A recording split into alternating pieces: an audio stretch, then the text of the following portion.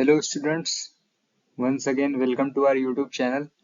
आज की क्लास में हम करने जा रहे हैं MCQ Nazism and the rise of Hitler chapter के। जिन भी बच्चों का टर्म वन का एग्जाम है या हाफ ईयरली एग्जाम है, उनके लिए ये बहुत ही इंपॉर्टेंट वीडियो बनेगा। सो पूरा का पूरा वीडियो देखें, कहीं पे भी इसको स्किप ना करें। एंड जिन्होंने अभी तक चैनल सब्सक्राइब नहीं किया वो सब्सक्राइब कर दें। So let's begin the topic.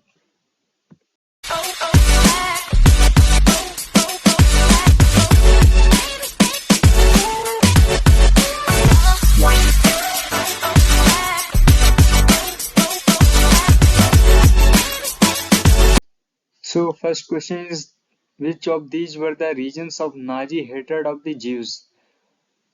ऐसे कौन से रीजन से जिसके कारण नाजी जो ज्यूज से हेट करते थे? सो first option is that Jews had been stereotyped as killer of Christ.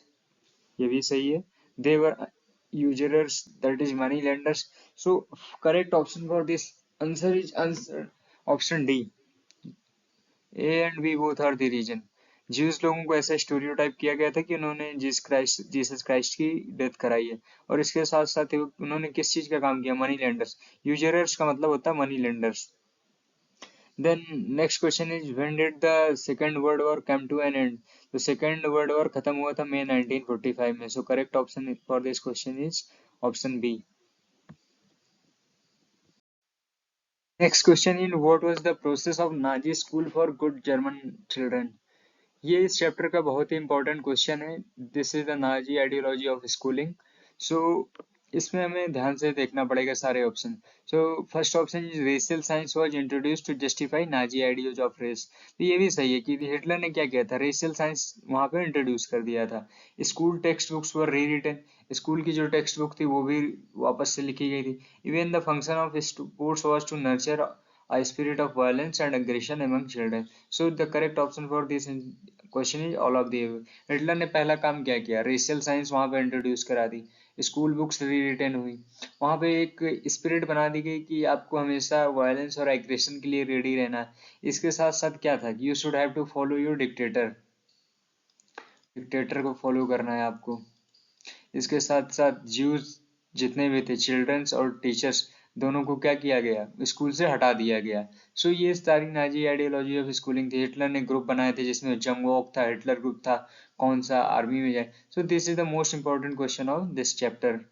तो इस क्वेश्चन को आपको ध्यान से पढ़ना है, सारे ऑप्शन आपको याद रखने हैं. The next question is, in which country did Nazi Germany first try its experiment of concentration of German in one area? So correct option for this is Poland. Poland में हिटलर ने क्या बनवाए थे? Concentration camp बनाए थे. यहाँ पे क्या होता था, चारों तरफ से जहरीली गैसें निकलती थी, और क्या होता था, यहाँ पे ज्यूस को लाके छोड़ दिया जाता था, और ज्यूस धीरे से क्या हो जाते थे? मर जाते थे. क्योंकि अब ऐसा तो है नहीं कि आप सांस नहीं लोगे. जब सांस लोगे तो यहाँ पे आपको पॉइजनस गैस देखने को मिलती थी, जिसके कारण से लोगों की डेथ हो जाती थी. इसको हिटलर क्या बोलता था? Concentration of Germans in one area. इसको कंसंट्रेशन कैंप का नाम दिया गया था. Now the next question is, who wrote Mein Kampf? Mein Kampf एक जर्मन वर्ड है जिसका मतलब होता है माई स्ट्रगल, और इस बुक को लिखा है आपके एडोल्फ हिटलर ने. हिटलर ने ही अपनी इसमें सारी बातें लिखी हुई है मीन काम्प बुक में. So this is also one of the most important question, क्योंकि हिटलर ने कोई बुक लिखी है वो है मीन काम्प, जिसका मतलब माई struggle. Next question is, what was जंग वॉक इन नाजी जर्मनी? तो नाजी जर्मनी में जंग वॉक एक यूथ ऑर्गेनाइजेशन था, जो हमने नाजी आइडियोलॉजी ऑफ स्कूलिंग में पढ़ा हुआ था. Now the next question is, who among the following was assigned the responsibility of economic survey by Hitler? Hitler ने एक इकोनॉमिक्स अपॉइंट किया था, जो क्या करेगा, सारे जो यहाँ पे इकोनॉमिक फेलियर हुए जर्मनी की उसका सर्वे करेगा और सारे मेजर्स बताएगा कैसे चीजें ठीक होंगी. तो वो थे आपके हाल्मरशाल्ट. हिटलर ने एक इकोनॉमिस्ट अपॉइंट किए थे, इनका नाम था हेल्मरशैट.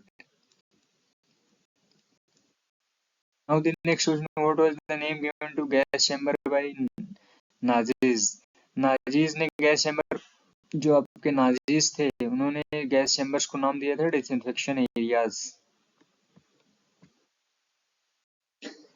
Now the next question is, when did Germany withdraw herself from the League of Nations? So correct option for this question is 1933. जैसे हिटलर जर्मनी का चांसलर बनता है वैसे ही वो जर्मनी को लीग ऑफ नेशन से बाहर कर लेता है। Now the next question is, the great depression was a period of, जो ग्रेट डिप्रेशन था वो पीरियड था इकोनॉमिक क्राइसिस का, जब यूएसए का वॉल ऑफ स्ट्रीट एक्सचेंज, जो स्टॉक एक्सचेंज है अमेरिका का, वो क्या हो गया था, वो गिर गया था। Now the one of another important question is steps of death in Nazi Germany. Hitler कैसे लोगों की डेथ कराता था अपनी जर्मनी में? So first step is exclusion. Exclusion में क्या होता था कि that you have no right to live among us as a citizen, मतलब क्या था कि हमारे बीच में आप, no right to live as a citizen,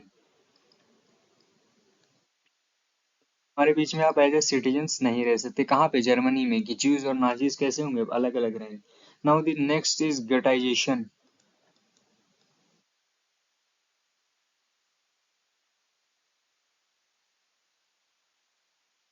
गटाइजेशन में क्या था कि that you have no right to live among us, मतलब हिटलर ने क्या किया था गटाइजेशन, एक सेपरेट एरिया बना दिया था ज्यूज को रहने के लिए, कि जैसे ये जर्मनी है आपकी, तो इस प्रॉपर एरिया में कौन रहेंगे? ज्यूज रहेंगे। दैट मीन्स यहाँ पे साथ में रहने की इजाजत खत्म हो, गटाइजेशन में सेपरेट जगह बना दी आपके लिए। You have no right to live among us. Now the last option is annihilation. That means अब तुम्हें सीधा सीधा हिटलर ने मारना स्टार्ट कर दिया।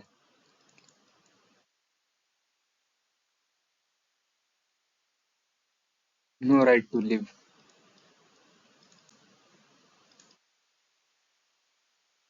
सो आप स्टेप्स ऑफ डेथ को याद रखिएगा।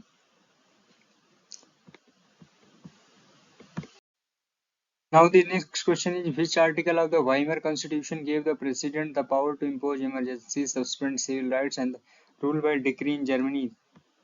So इसका करेक्ट आंसर है article 48, defect of Weimar Republic में आपको बताया था that which article of the Weimar constitution give the, यहाँ पे आपसे सारे राइट्स छीन लिए जाएंगे और इमरजेंसी में पूछ गए। इन मई 1945 जर्मनी सरेंडर्ड टू। अब बात ये कि वर्ल्ड वॉर सेकंड में जर्मनी ने किसको सरेंडर किया था? तो Britain, USA, Italy. That means सीधा सीधा क्या है कि मई 1945 में उसने एलाइज को सरेंडर किया था, ना कि ये ब्रिटेन, यूएसए, इटली। अकेले अकेले तो कोई वॉर हो नहीं रहा था, तो यहाँ पे दो पावर के बीच में आपको वर्ल्ड वॉर सेकंड हुआ था। कौन कौन सी? एलाइज और axis.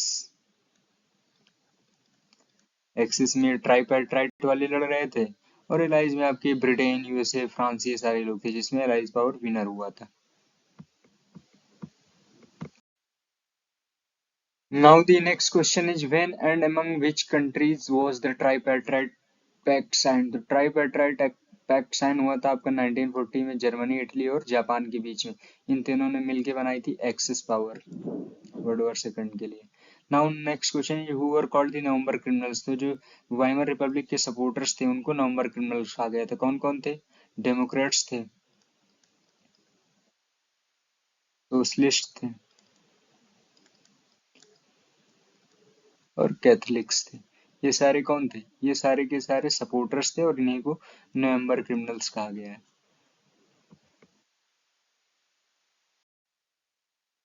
Now the next question is, the Treaty of Versailles is signed at the end of World War First was a harsh and humiliating for Germany because Treaty of Versailles में क्या हुआ था कि जो 13% territory थी वो भी Germany ने लॉस्ट कर दी। इसके साथ साथ जो उसके रिसोर्सेस थे उस पे भी उसका कंट्रोल खत्म हो गया। इसके साथ साथ जो उसकी आर्मी है वो भी लिमिटेड कर दी गई, और जितने भी उसके रिसोर्सेज वाले एरिया थे उस पे अलाइड पावर का कंट्रोल हो गया। तो सो correct option for this is all of the above. Treaty of Versailles में क्या था? जो 6 बिलियन पाउंड्स आर लिवरेज क्या था, आपको कंपनसेशन देना होगा। इसके बाद फॉरेन कंट्रोल हो गया था जर्मनी के रिसोर्सेज वाले एरियाज में, और इसके साथ साथ जो ओवरसीज कॉलोनी थी वो भी जर्मनी क्या हो गया था, हार गया था। सो ट्रीटी ऑफ वर्साइल्स में ये सारी चीजें थी। So correct option for this is all of the above. Now the next question is, which of the following was a feature of Hitler's foreign policy? तो हिटलर का फॉरेन पॉलिसी क्या था? ही pulled out the league of nation in 1933। हाँ, यही इसका correct option है। बाकी ऐसा तो था नहीं कि he decided not to attack any countries ने वॉर को ही अपनी आइडियोलॉजी बना के रखा था। He thank the allied power for having the Germany on the right track. इसने एलाइड पावर से ही वॉर कर दिया world war second. So correct option for this question he pulled out of league of nation in 1933। जैसे Hitler 1933 में Germany का chancellor बनता है, वो सबसे पहला काम यही करता है कि जर्मनी को लीग ऑफ नेशन से हटा लेता है। Which incident persuaded the USA to join the war? अब वर्ल्ड वॉर सेकंड में क्या था? पहले यूएसए वर्ल्ड वॉर सेकंड में नहीं था, लेकिन वो वर्ल्ड वॉर सेकंड में कैसे आ जाता है? जब जापान अटैक कर देता है यूएसए के बेस पर्ल हार्बर पे। जैसे ही पर्ल हार्बर पे अटैक करता है, तो यूएसए वर्ल्ड वॉर सेकंड में एंट्री ले लेता है और 2 एटम बम गिराता है जापान में, नागासाकी और हिरोशिमा में।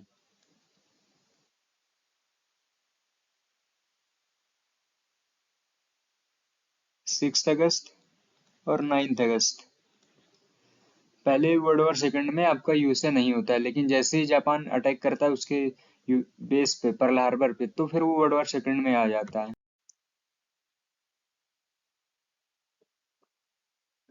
Now the next question is, which of the following was a special surveillance and security force created by Hitler?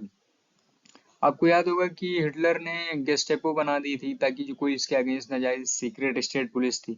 इसके साथ द एसएस बनाया था उन्होंने, प्रोटेक्शन स्क्वाड थे। इसके साथ क्रिमिनल पुलिस थी, सिक्योरिटी सर्विसेज थी। So correct option this is both B and सी।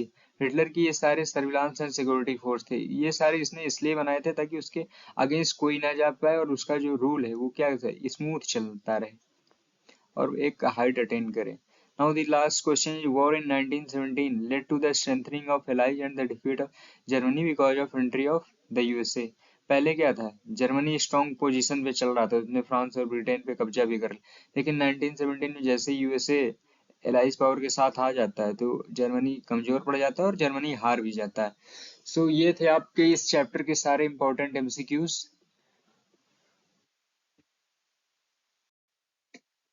तो ये सारे इंपॉर्टेंट एमसीक्यू में आपके कितने क्वेश्चन सही थे वो आप कमेंट में लिखिए। And thanks for watching this video. Don't forget to subscribe, like, and share. And also don't forget to write your score on comment. Thanks for watching this video.